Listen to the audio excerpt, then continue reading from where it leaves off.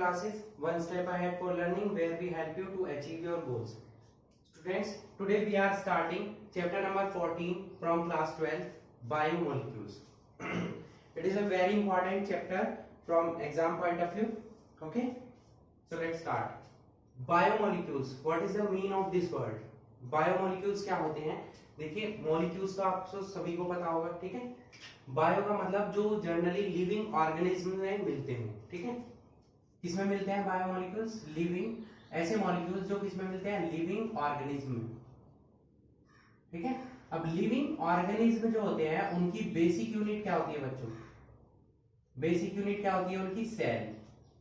आपने पढ़ा होगा, cell is the basic unit for all living organism. ये लाइन आपने पढ़ी हुई होगी. तो सेल क्या है? सेल से मिलकर क्या बनते हैं? हमारे लिविंग ऑर्गेनिज्म बनते हैं. ओके. अब सेल जो है ये किससे मिलकर बनती है? सेल क्या होता है? A bag of chemical species. Cell को हम क्या बोल सकते हैं? A bag of chemical species. और वो उसे क्या बोलते हैं? वो केमिकल स्पीसीज क्या होते हैं? Cellular pool. मतलब क्या हुआ इससे कि सेलुलर पूल से क्या मिलकर बने? सेल. और सेल से मिलकर क्या बने? Living organism. और यही लिविंग ऑर्गेनिज्म जो हम पढ़ रहे हैं वो सभी क्या होते हैं? बायोमोलिक्यूल्स होते हैं, ठीक है. अब ये सेलुलर पूल जो होता है ये दो टाइप के स्पीसीज से मिलकर बनता है.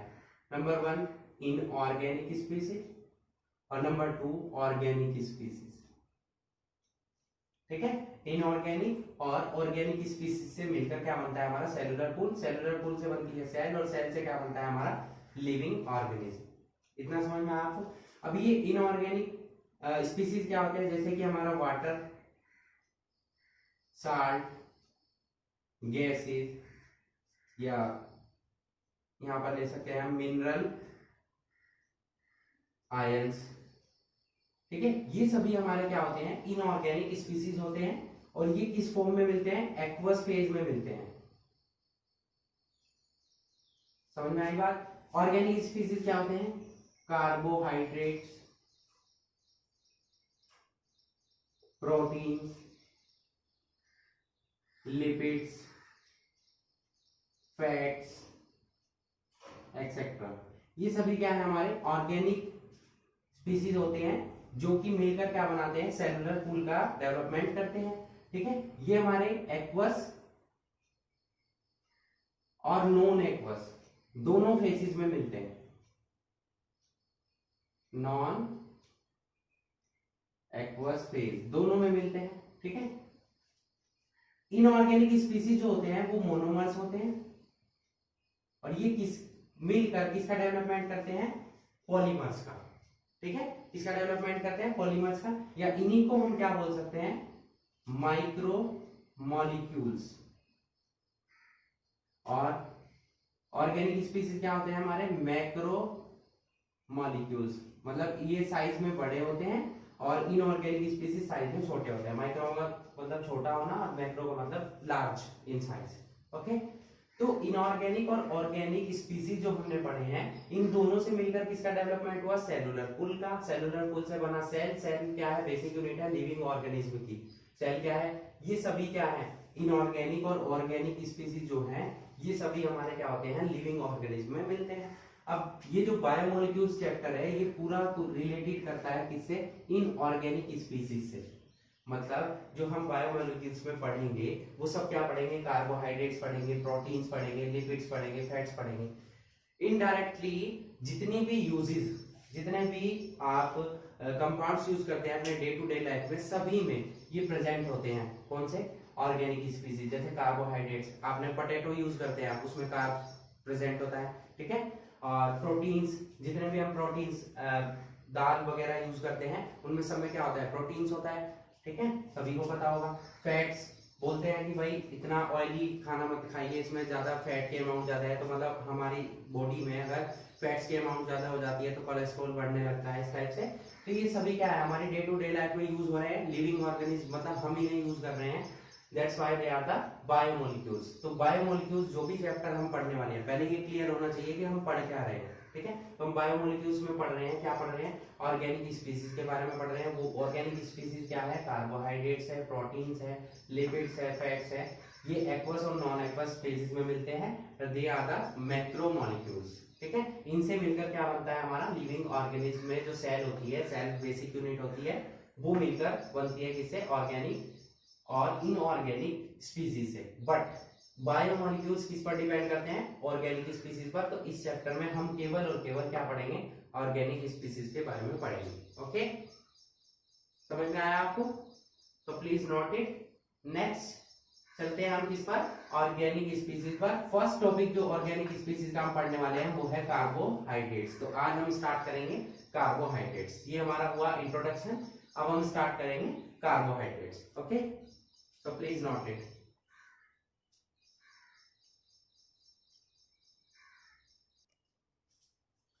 नेक्स्ट टॉपिक पर चलते हैं, हमने टॉपिक स्टार्ट करते हैं कार्बोहाइड्रेट। ओके, वर्ड्स देखिए यहां पर, carbohydrates means they are the, क्या होते हैं, hydrates of carbon. They are hydrates of carbon, ठीक है। मतलब कार्बोहाइड्रेट्स किस किस से मिलकर बने होते हैं, हाइड्रोजन से, कार्बन से और ऑक्सीजन से, ठीक है। क्लियर हुआ इतना? कार्बोहाइड्रेट्स किससे मिलकर बने होते हैं, कार्बन से, ऑक्सीजन से और हाइड्रोजन से, ठीक है। कार्बोहाइड्रेट्स क्या होते हैं, source of energy for living organism. जितना भी हम फूड कंज्यूम करते हैं, अलग अलग फूड्स में अलग अलग कार्बोहाइड्रेट्स प्रेजेंट होते हैं। जिस फूड में जितना ज्यादा कार्बोहाइड्रेट प्रेजेंट होगा उसमें एनर्जी की अमाउंट उतनी ही ज्यादा होगी, ठीक है। समझ में आई इतनी बात आपको? तो कार्बोहाइड्रेट्स क्या है, सोर्स ऑफ एनर्जी है लिविंग ऑर्गेनिज्म के लिए। ये हाइड्रेट्स ऑफ कार्बन होते हैं, किस किस से मिलकर बने होते हैं, हाइड्रोजन से, कार्बन से, ऑक्सीजन से, ठीक है। क्लोथ्स, फर्नीचर में भी हमारे कार्बोहाइड्रेट्स प्रेजेंट होते हैं, ठीक है। स्टार्टिंग में क्या हुआ, इनिशियली इसकी डेफिनेशन क्या दी गई कि कार्बन हाइड्रेट्स ऑफ कार्बन है, तो इनका एक जनरल फॉर्मूला बना दिया गया कि वो फॉर्मूला क्या था, CxH2O की पावर होल बाई। ये हमारा मॉलिक्यूलर फॉर्मूला था, general molecular formula for carbohydrates. मतलब इस टाइप के फॉर्मूले के जितने भी कंपाउंड्स होंगे वो क्या होंगे, हमारे कार्बोहाइड्रेट्स होंगे। जैसे कि हमने लिया है यहाँ पर ग्लूकोज, तो ग्लूकोज का फॉर्मूला क्या होता है, C6H12O6। अगर हम इसमें से इसको हम कैसे नोट कर सकते हैं, देखो CH2O की पावर होल, यहाँ देखिए C6 रख सकता हूं मैं, यहाँ पर कार्बन से है और हाइड्रोजन कितना है 12, तो बाहर 6 रखूंगा तो 6 2 12 और ऑक्सीजन भी कितना हो जाएंगे, 6 हो जाएंगे। ये फॉर्मूला बन जाएगा। अब देखिए ये फॉर्मूला इस फॉर्मूले से मैच करता है नहीं, x की वैल्यू कितनी है यहाँ पर 6 और y की भी वैल्यू कितनी है 6, तो इस फॉर्मूले से मैच करता है क्योंकि ग्लूकोज हमारा एक क्या है, कार्बोहाइड्रेट है, ठीक है। नेक्स्ट एग्जांपल ले लेते हैं एक और, राइबोस। राइबोस का फॉर्मूला क्या होता है, C5H10O5। इसमें भी क्या हो रहा है, देखिए C5 और H2O की पावर होल 5, ऐसे नोट कर सकते हैं। तो x की वैल्यू 5 है और y की वैल्यू भी 5। ऐसा जरूरी नहीं है कि x और y हमेशा इक्वल हो, ऐसा जरूरी नहीं है। मान लो सपोज हम एग्जांपल ले लें शुगर। शुगर क्या है, C12H22O11।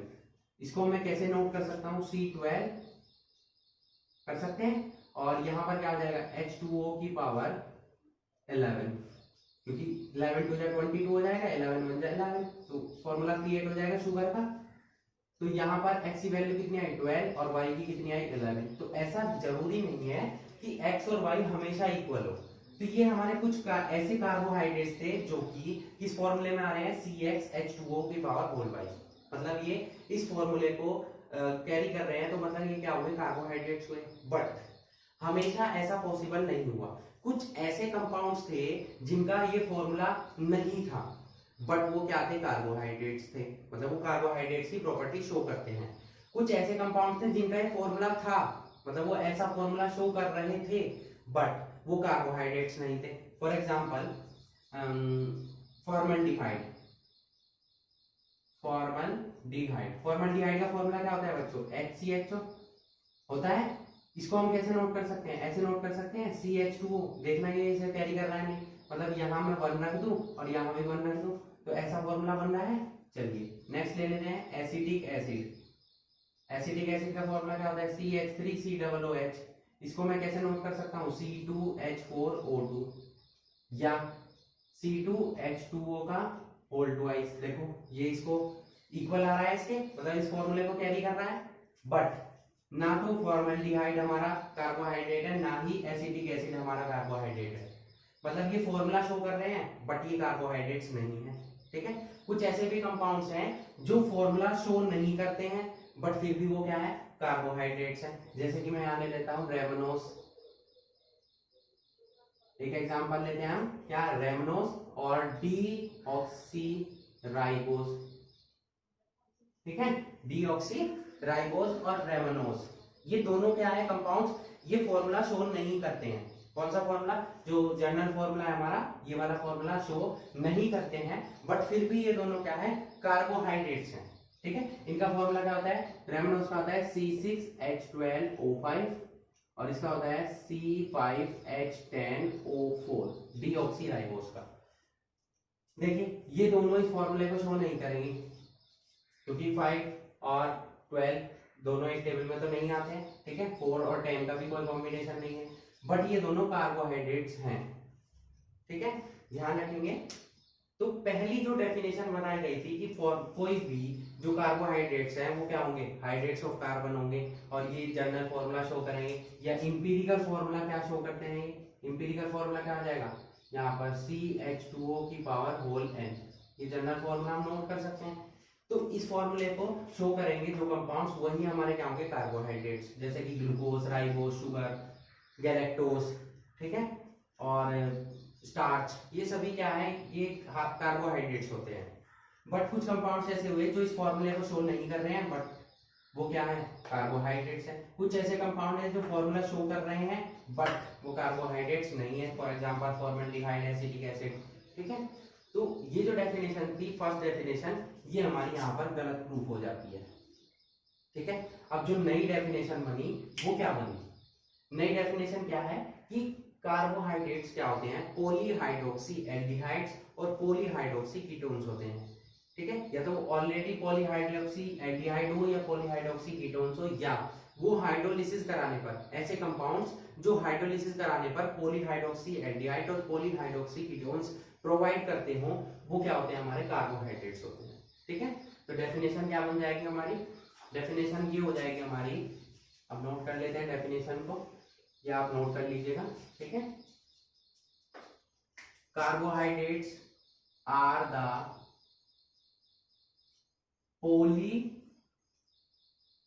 polyhydroxy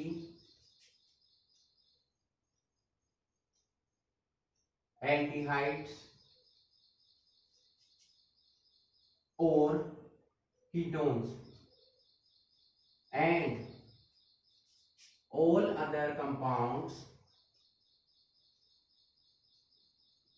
which provides polyhydroxy aldehydes or polyhydroxy ketones on hydrolysis। ऐसे सभी कंपाउंड जो पॉलीहाइड्रोक्सी एल्डिहाइड हो या पॉलीहाइड्रोक्सी कीटोन्स हो, या तो वो कार्बोहाइड्रेट्स होंगे या कोई भी ऐसा कंपाउंड जो हाइड्रोलिसिस कराने पर, क्या कराने पर, हाइड्रोलिसिस मतलब वाटर से रिएक्शन कराने पर क्या प्रोवाइड करता हो, पॉलीहाइड्रोक्सी कीटोन्स और पॉलीहाइड्रोक्सी एल्डिहाइड्स प्रोवाइड करता हो, वो सभी कंपाउंड्स हमारे क्या हो जाएंगे, कार्बोहाइड्रेट्स हो जाएंगे। ये याद रखेंगे आप, ये डेफिनेशन होगी हमारी इसकी, कार्बोहाइड्रेट्स की। ठीक है, कार्बोहाइड्रेट्स को ही हम सैकेराइड्स भी बोलते हैं। क्या बोलते हैं, सैकेराइड्स। इसको याद रखेंगे आप कि कार्बोहाइड्रेट्स को ही हम क्या बोलते हैं, सैकेराइड्स भी बोलते हैं। ठीक है, क्लियर हुआ। तो आई होप अब आपको समझ में आ चुका होगा कि कार्बोहाइड्रेट्स क्या होते हैं। ये जो फॉर्मूला था वो स्टार्टिंग में बताया गया था, वो गलत प्रूफ हो गई हमारी डेफिनेशन। नई डेफिनेशन ये याद करनी है हम आपको। ठीक है, इसकी नॉलेज होना जरूरी है। ठीक है, और ये लर्न करनी है आपको कि कार्बोहाइड्रेट्स, अगर एग्जाम में आपसे पूछा जाए what are the carbohydrates, give some examples, तो आप डेफिनेशन नोट करेंगे और कुछ एग्जांपल्स देंगे। ओके, अब चलते हैं हम इनके क्लासिफिकेशन पर, classification of carbohydrates. Okay, so please note it.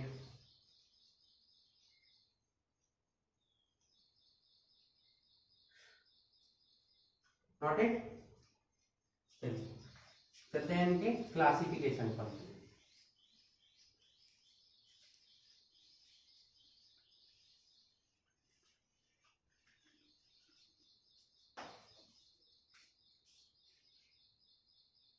Classification of carbohydrates. Classification के बेसिस पर ये 3 टाइप के होते हैं। Number 1 monosaccharide. अभी मैंने आपको बताया कि कार्बोहाइड्रेट्स को हम क्या बोलते हैं, सैकेराइड्स भी बोलते हैं। Number 2 oligosaccharides. Number 3 polysaccharides. ठीक है, क्लासिफिकेशन के बेसिस पर कार्बोहाइड्रेट्स कितने टाइप के होते हैं, मोनोसैकेराइड्स, ओलिगोसैकेराइड्स एंड पॉलीसैकेराइड्स। ठीक है, जैसे कि हम मोनोसैकेराइड्स का एग्जांपल ले लेते हैं।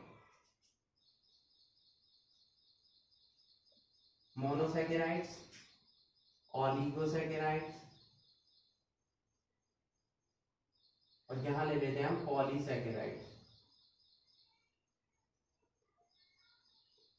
ठीक है, फर्स्ट जो हम पढ़ेंगे, सब कुछ पढ़ेंगे किसके बारे में, मोनोसैकेराइड्स के, देन ओलिगोसैकेराइड और देन पॉलीसैकेराइड हम पढ़ने वाले हैं। मोनोसैकेराइड्स क्या होते हैं, जैसे कि हमारा एग्जांपल बता दूं मैं आपको, important glucose, fructose, okay, ribose, galactose. ठीक है, ये कुछ कॉमन नेम है जो मोस्टली यूज होंगे। और ये क्या है हमारे, ये सभी क्या है हमारे मोनोसैकेराइड्स हैं। ठीक है, क्या है ये, मोनोसैकेराइड्स हैं। ग्लूकोज सभी को पता होगा, फ्रक्टोज भी पता होगा सभी को। बात कर लेते हैं आप किसकी, ओलिगोसैकेराइड्स की। ठीक है, ओलिगोसैकेराइड जैसे कि हमने शुगर पढ़ा है, शुगर का फॉर्मूला क्या होता है, C12H22O11। ठीक है, ये किसका एग्जांपल है हमारा, शुगर किसका एग्जांपल होता है हमारा, किसका एग्जांपल होता है, ओलिगोसैकेराइड्स का। या रेफिनोज, ये भी किसका एग्जांपल है हमारा, ओलिगोसैकेराइड्स का। ठीक है, अब बात कर लेते हैं पॉलीसैकेराइड्स की। शुगर जो है वो माल्टोज भी में प्रेजेंट होता है, माल्टोज शुगर भी होती है, वो भी किसी का एग्जांपल है, ओलिगोसैकेराइड का। पॉलीसैकेराइड में जैसे हमारा स्टार्च, सेलुलोज। ठीक है, स्टार्च भी 2 पार्ट से मिलकर बना होता है, अमाइलोपेक्टिन से, अमाइलोपेक्टिन और एमाइलोज, इन दोनों से मिलकर क्या बनता है हमारा, स्टार्च बनता है। तो ये भी किसके एग्जांपल है, पॉलीसैकेराइड्स के। यहाँ पर हमने कुछ एग्जांपल डिस्कस किए, मोनोसैकेराइड, ओलिगो एंड पॉलीसैकेराइड। ठीक है, स्ट्रक्चर पे आ जाते हैं। तो आज हम डिस्कस कर लेते हैं किसकी स्ट्रक्चर, पहले मोनोसैकेराइड्स की। ठीक है,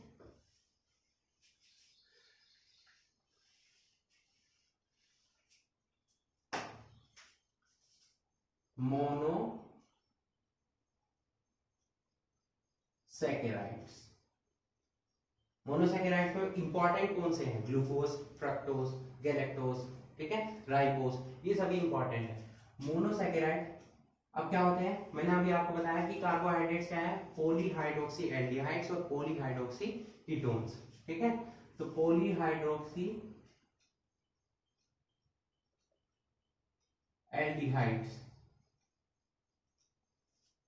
एंड पॉलीहाइड्रोक्सी कीटोन्स, ये दोनों क्या है हमारे, कार्बोहाइड्रेट है। Okay,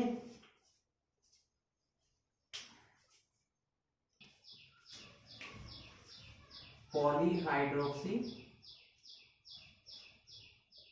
ketones.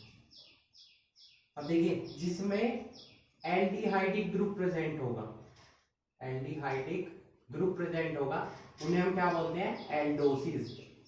क्या बोलते हैं, एल्डोसिस। और जिनमें कीटोनिक ग्रुप प्रेजेंट होगा, उन्हें हम क्या बोलते हैं, कीटोसिस।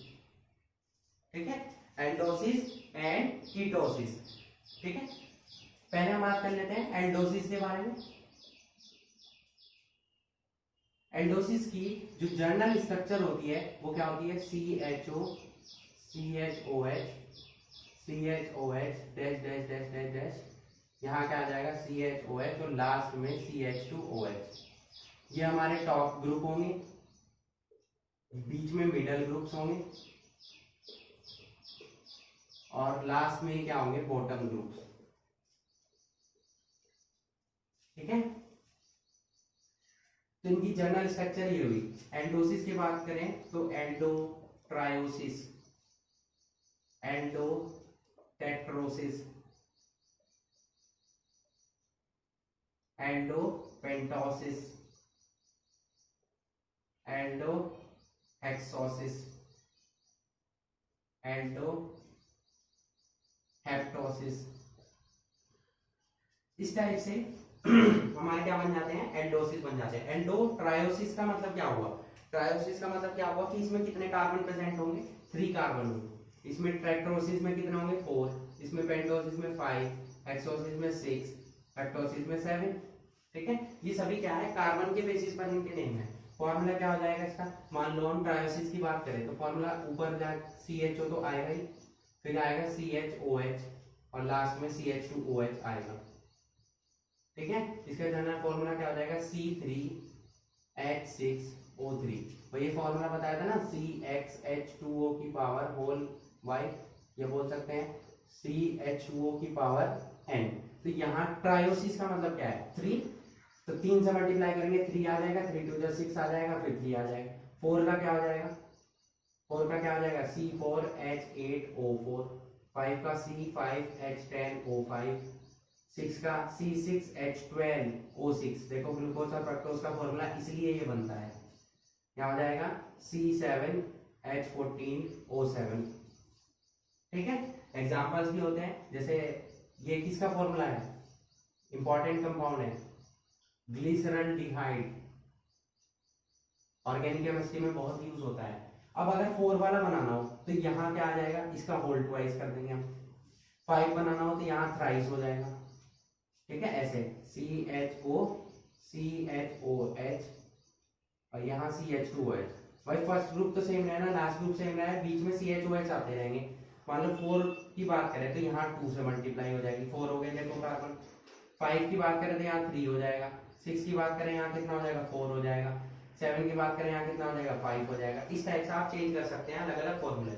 तो ये हमारे एंडोसिस हो गए, समझ में आया आपको एंडोसिस क्या होते हैं। ठीक है, अलग अलग फॉर्मूले हमने दे दिए, एग्जांपल्स बता दिए आपको। ये ग्लूकोज फ्रक्टोज होगा, 5 वाला क्या होगा, राइबोज, इसका एग्जांपल, इसका ग्लूकोज हो जाएगा, फ्रक्टोज हो जाएगा, माल्टोज हो जाएगा, इस टाइप से। और ये हमारा साइक्लोहेप्टोज हो जाएगा।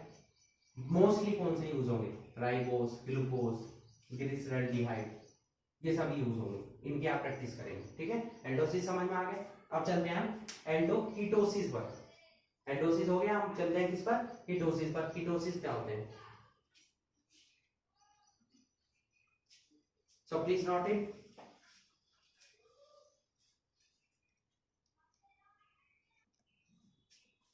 आइए देखते हैं कीटोसिस। कीटोसिस का जनरल फॉर्मूला क्या होगा,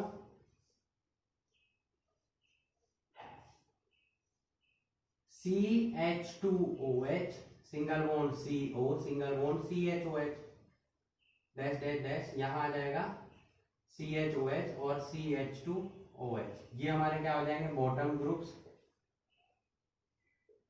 ये हो जाएंगे मिडल ग्रुप्स और ये हो जाएगा हमारा टॉप ग्रुप्स। ठीक है, ऊपर उसमें क्या आ रहा था CHO, क्योंकि उसमें एल्डिहाइड ग्रुप प्रेजेंट था, और इसमें CO आ रहा है, इसमें कौन सा ग्रुप प्रेजेंट है, कीटोन ग्रुप्स प्रेजेंट है। समझ आया आपको। जैसे 3 वाला जिसमें 3 कार्बन प्रेजेंट हो, क्या हो जाएगा, कीटो ट्रायोसिस।